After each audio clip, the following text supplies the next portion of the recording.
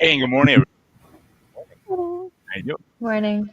Megan, Marianne, Justin, and a very special and our very special guest. Well, maybe not a guest per se, but joining us for one of his first or a few times on camera, Mr. Matt Fox. Hi, Matt. How you doing today? Hey, good morning, everyone. How you doing? I Excellent. almost feel like you were going to use like the word like honorary guest, like I wasn't a member.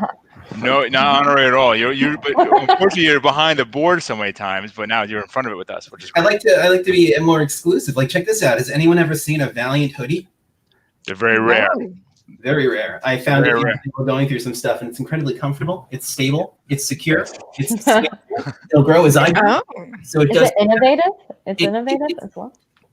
innovation. Innovation. It does really hit all the parts of the Valiant pyramid, which is just gorgeous. I'm literally representing everything today. So let's get going. All right. So today's live stream is before we really get into our live stream, I really want to say I just want to kind of call out that today is our 50th live stream, which is unbelievable that we're here. We started these in March or April. I don't remember anymore. It's been so. I feel like we're doing them.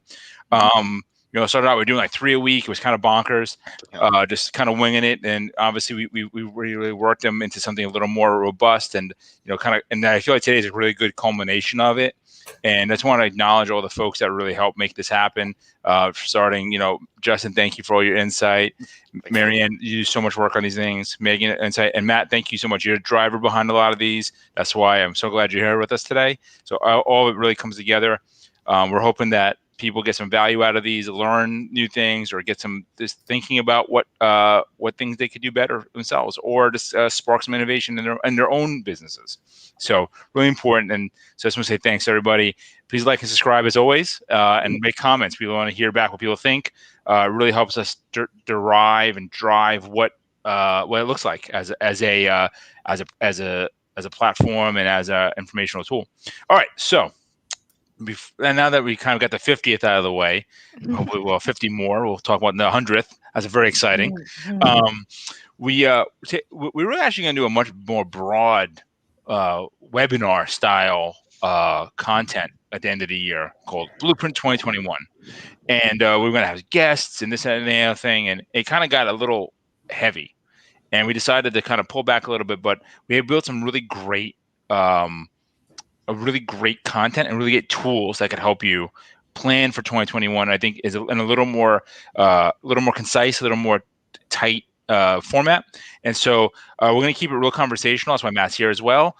And we built this great landing page where you can go to it, check it out, sign up, and we have a budget Excel template, strategic plan template, strategic plan checklist, and some IT performance indicators. So beyond that, we'll throw out some great content in terms of like tips and things that get the kind of juices flowing as you plan for your new year. I think New Year's gonna be a really exciting time. There's a lot of good things happening, even though it seems so bad right now. There's a lot of great things gonna be coming down the pike, I think, over next year.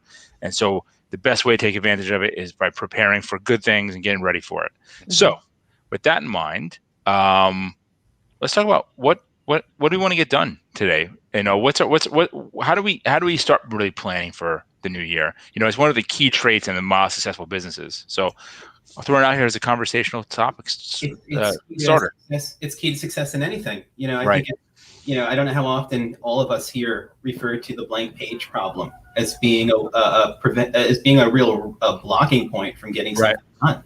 Where do you start? How do you even begin to formulate a plan? What is a plan? What do I want to get done? I don't know. I like money. I mean, that's literally like. I've been quoting Idiocracy a lot lately, but sometimes that's really the response you kind of get, and it's not a response because, in a way, that's why business exists.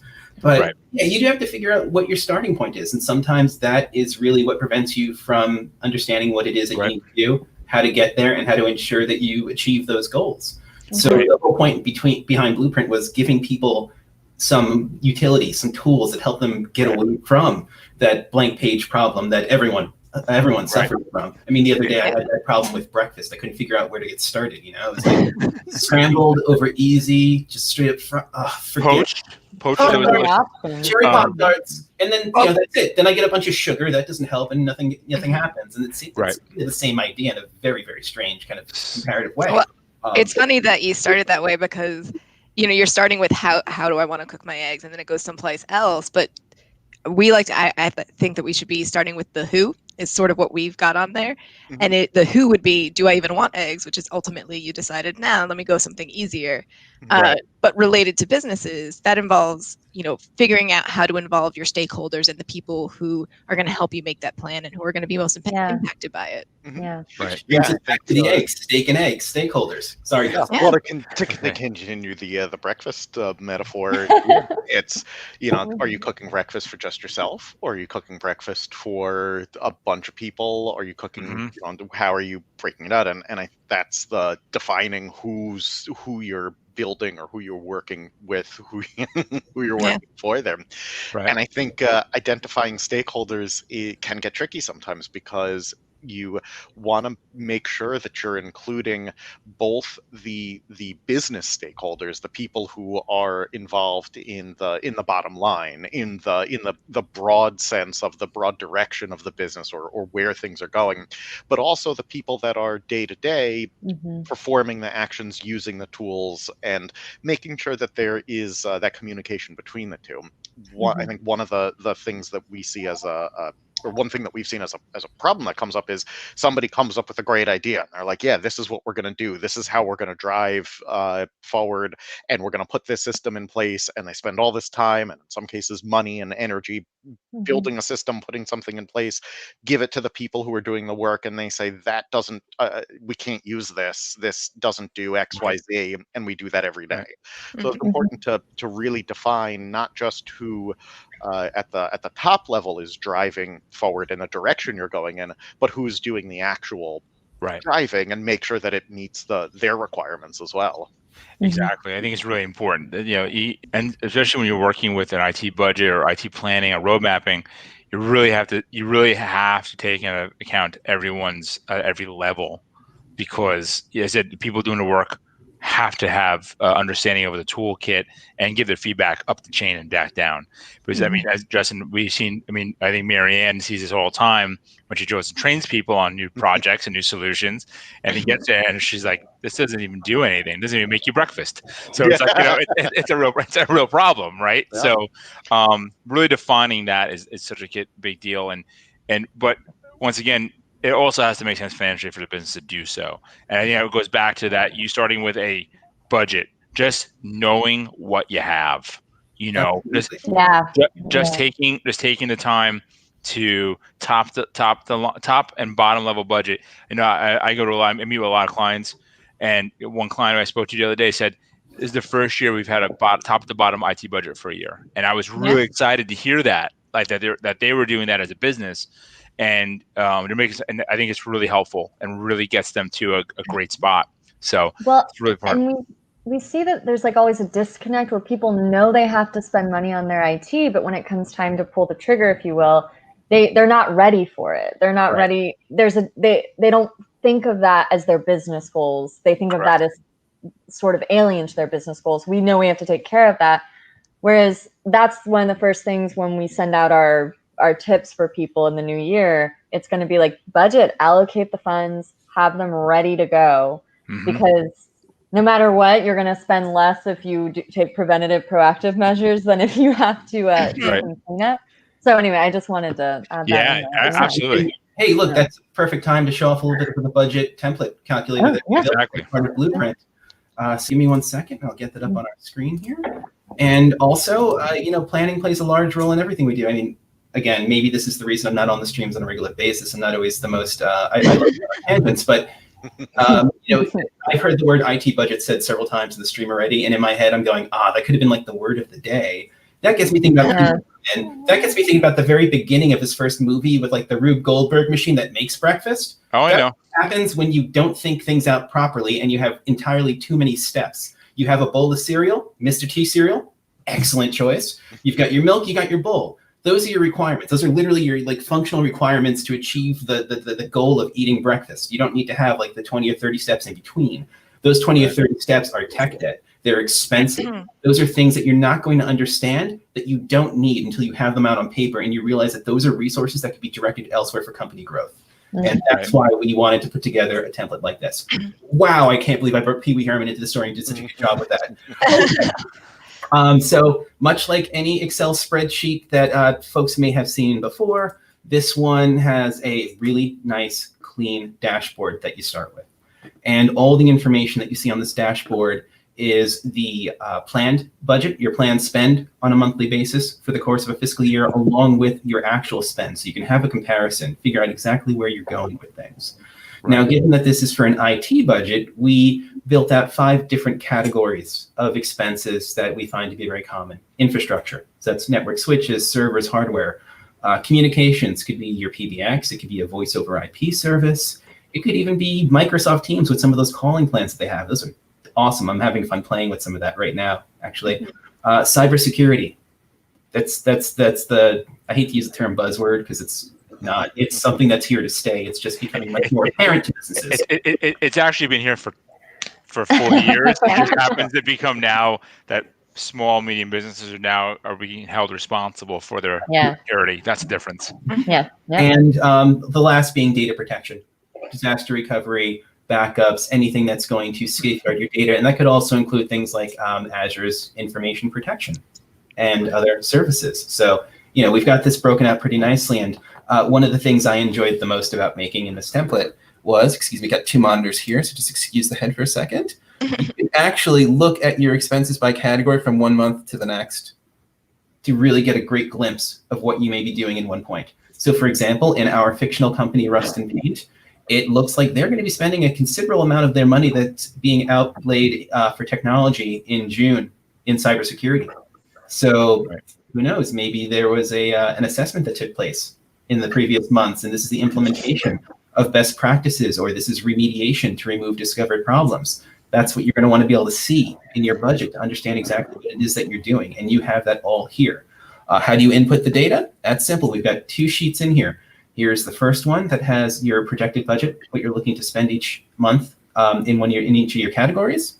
And you have your actual budget, where you can begin inputting your expenses each month to make this spreadsheets dashboard really kind of help you understand exactly what you're doing financially when it comes to technology and the strategies you're employing for growth in your business. Very cool. And this is something that anyone can get from us and use for themselves, right? Correct. Absolutely. All they're going to have to do is go to the Blueprint landing page, which is up right now, although we're not going to start sending out our content until next Monday. I've got a couple of finishing touches that I want to work on with Megan before we unveil it. So we're going to be working on that after the stream today. Yeah. Oh, that's funny. I kind of asked the question that we just got a comment on. Oh, Yancey. All right. Hey, Yancy. Hey, So Yancy. how does one get a copy? Exactly what you just showed. thevaliantway.com/Blueprint. I'm going to do this for you, Yancey. Look at the bottom of the screen. All for you. Perfect. Excellent. So thanks for the question. Thanks, Yancy. In sync. Awesome. Of IT strategy, figuring out your stakeholders. Who are the people that are going to be invested in this? Either as someone up top who's approving budgets and understanding the goals that are trying to be achieved, or the folks that are really doing the work and need to understand and be able to leverage the technology that's put in front of them to achieve said goal. And budgeting is a great next step in that. So sorry, go ahead, Justin. Sorry, no. So with that, you bring up a great point, which is you said the goals and who understand the goals of business. I think that's the important next thing, is to define what those goals are. Right. Using the budget is a super powerful tool to help you align what your spend is with the goals that you have, and that's what. That's where you kind of figure out, like, where are you going? What are you doing? What's the result that you want to have out of this? What are you hoping to achieve? And same thing, that's can be very broad or can get very narrow. Right. And goals are important. Like, for example, I have a goal for the upcoming fiscal year, which is to build us a brand new version of the Valiant Way SharePoint, which is going to be the clearinghouse for all globally accessible information in the company. Our branded marketing materials, our sell sheets, checklists, anything that we give out to our clients or the public in one place. It's going to be like going to the Slurpee machine at the 7-Eleven and having all the flavors right in front of you. You just got to grab what you want and you're good to go. The Coke freestyle. Yes, exactly. Freestyle, perfect. Yeah, and in some ways, I mean that in some ways is a very specific goal. I think it's also, if you can start at a broader goal to get you to that point as well too, because you can say like, well, you're putting all that stuff together. Well, why are you putting all that stuff together? The goal is to make it easier for the rest of the company to use the proper tools or to get access to that have the right information to help improve customer experience. Exactly. And then better collaboration and yes. And all of those things feed into the goal of, you said, having a better customer experience for our customers and things along those. So goals can be almost stacked in that way, where you're finding this is the overall goal, the shining city on the hill that we're driving towards, and these are all the places in between the point A and the point B that we have to get to, and then you can fill in the middle the process and the procedures to get to those places. Right. And obviously, we're always talking about an IT strategy, but this can obviously be applied to your business. And one of the things that we like to do is obviously make sure that we align your technology with your business goals. So it could be a bigger goal, like we want to grow our business, we want to expand to another city, we want to be bi-coastal. Well, we can, especially with bi-coastal, there's a lot of technology involved in getting those two offices to work together. So, it can start with a business goal and then involve an IT strategy as well. Right. Exactly. That's really important. I mean, and the thing is, the more fleshed out the goals are, it's simpler it is for the IT to support it, right? Even though technology can be hard to do, if we understand what we want to look like when we're done, I think that's where I think a lot of projects kind of go off the rails, is that the end goal state is not really well defined, where everyone knows what we want it to look like. So, nope, go ahead. Before we talk about definition, I think it's really important that we let our audience know that really what we're getting into here is process versus procedure. Right. And that was the focus of last week's stream. So if you want to learn more about that from a technical perspective, head over to our YouTube channel, and it's right there in our live streams playlist. So check it out, subscribe. So to kind of follow this process, procedure, and goals, I think one of the other things is like, how do you know when you achieved your goal? Which is always a tough thing, because, or how do you know you're on the right path to your goal? It's like the classic, like, it's the piece that you don't, if you have a GPS, you want to know you're hitting the waypoints to get there. And if you don't, then you're feeling lost and unknown. You can't wait till 2022 to say, hey, did we meet our 2021 goals? Because you don't measure.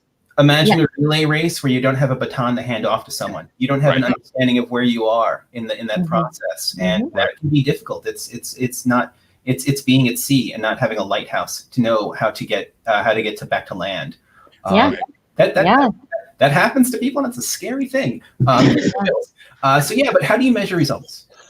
That's an easy question on the surface, but gets very difficult. So, George, how do you measure results? The kind of, at the level is, it's KPIs, it's key performance indicators. It's understanding the pieces, that the actual numbers and metrics and items that you should be measuring or are measuring. And if you're not measuring them, you probably should measure them, because if you don't measure them, you might be missing out on something, or you could be causing yourself to have a down the road problem, kind of go back to tech debt. Because if you're not meeting a great KPI is, we have a ton of KPIs that we follow for our customers around projects and best practices, operational uptime. But a simple one could be, how much in your hardware does it have a warranty, or is it supported, right?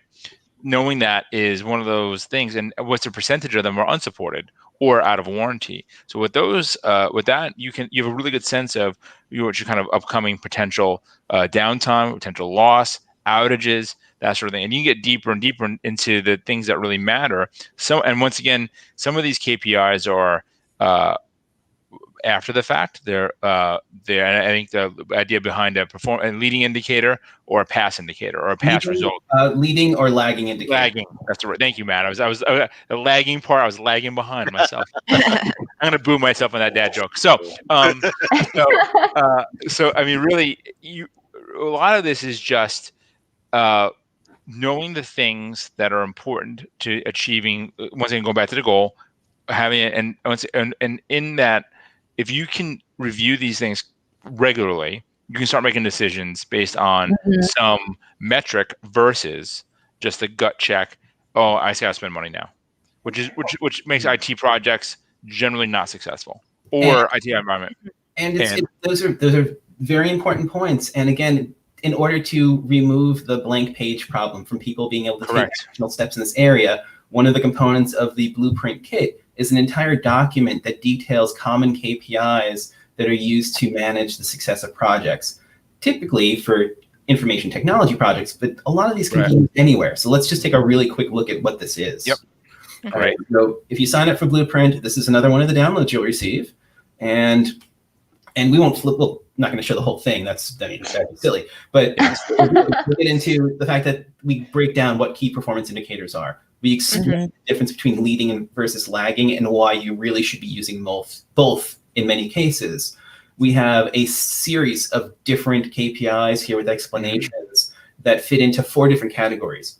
Right projects. Are you doing the right projects to reach the goals that you have set for yourself?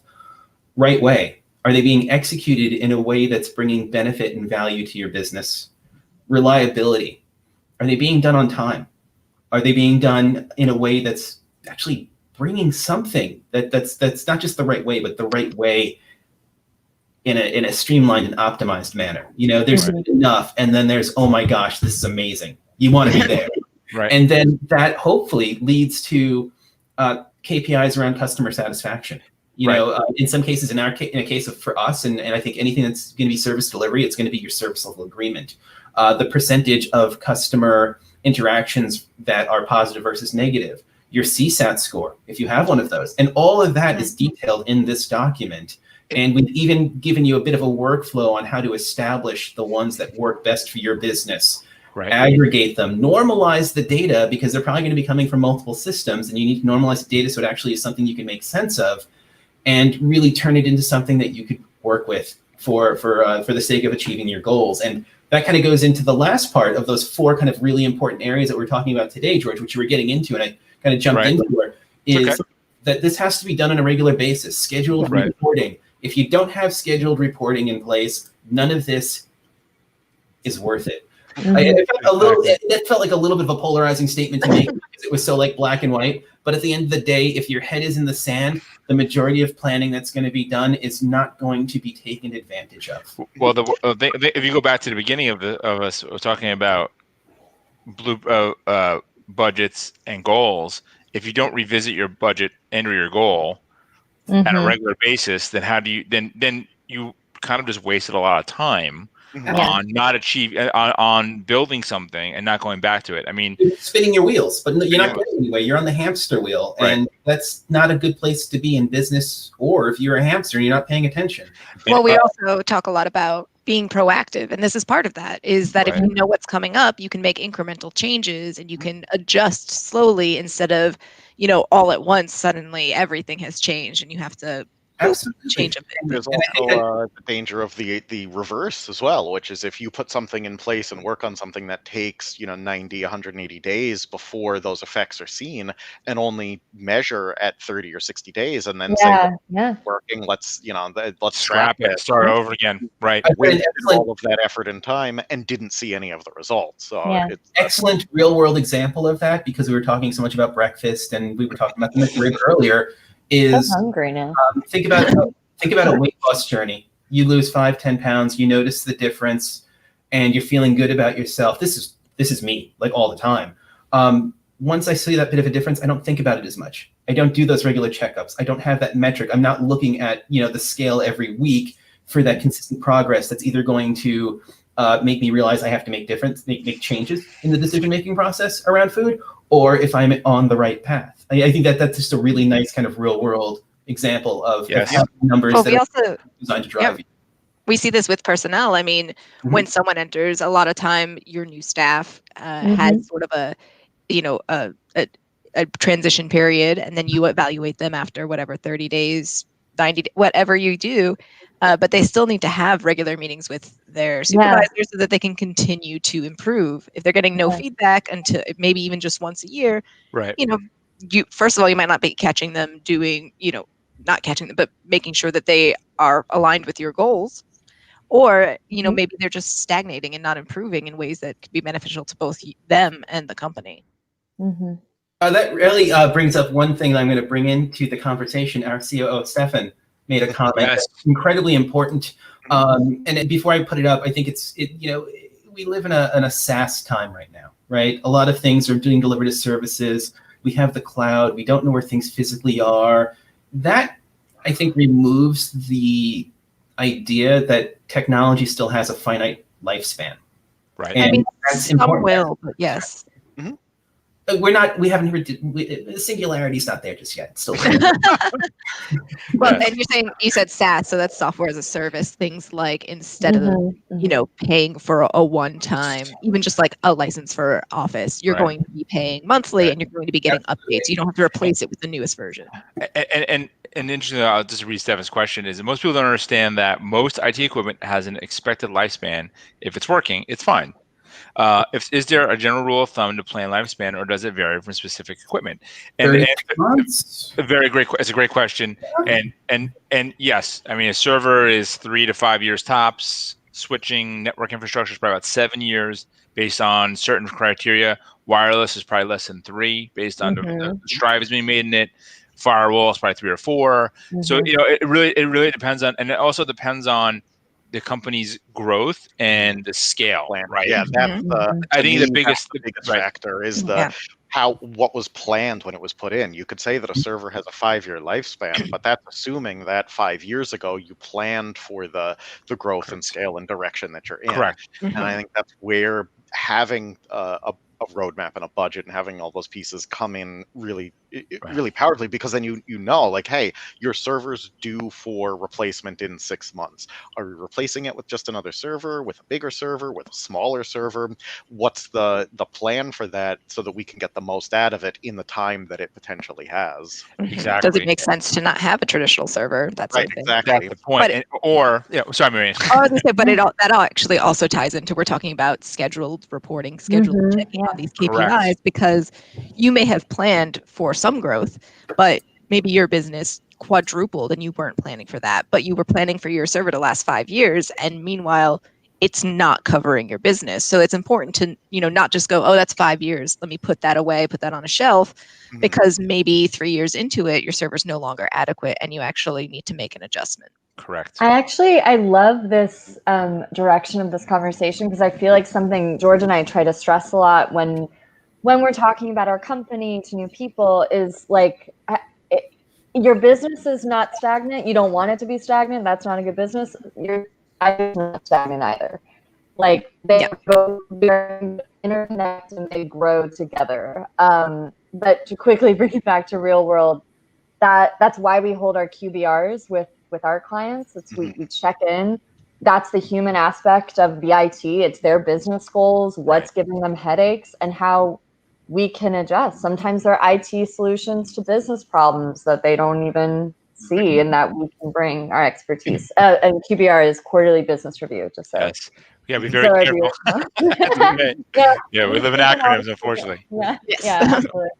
But anyway, I got excited because I think it's like, it drives home the point that your IT evolves just like your business evolves. It's not a one-step solution. It shouldn't be. And that's why partnership in this area is important and a good solution. And just really quickly to preview a little bit what we're going to be doing in 2000. Oh my gosh, it's so weird to say 2021. It's crazy. Like, it's like monoliths. We got monoliths popping up. 2020. It's a little too much. We're going to be in flying taxi cabs crashing into McDonald's trucks soon. Well, this is our 50th, so it's about time we reveal why we put those monoliths out there. Right. Go ahead. What was your point? They're going to end up in a video, right? They're tech support kiosks. We're just waiting to finish posting. Something that Justin and I were talking about earlier this week when we were putting some of this information together is, businesses evolve and change, so do the environments they work in, and compliance and regulatory needs are going to be a big part of the upcoming year, just as cybersecurity is. So in 2021, we are going to be concentrating quite a bit in the beginning of the year on that for content for the stream. And I think that the planning services that we put in front of all of our customers, including the QBR process, is something that we're going to concentrate on. And maybe we can get a couple of members from our talented AM team to join us. So guys, the invitation, get ready. Yes. And I think we're about done here. It's 11 o'clock. We've been I know already. We have to be careful because we can always go over. So so much information. So absolutely check out the blueprint. I think it's this. You can get some real gems, help you get started. If anyone has any questions about it, please ask us. We can definitely walk you through it, even to give you a hand with it. It's really great project, and it's really fun. It's on December 14th. It'll be on the website, so you can check it right out, thevaliantway.com/blueprint. And so just to say it again, 50th stream, unbelievable. I can't believe we did this. And I just want to give a shout out to Matt, getting very involved in the MSP community. He was on a MSP live chat with Ninja RMM.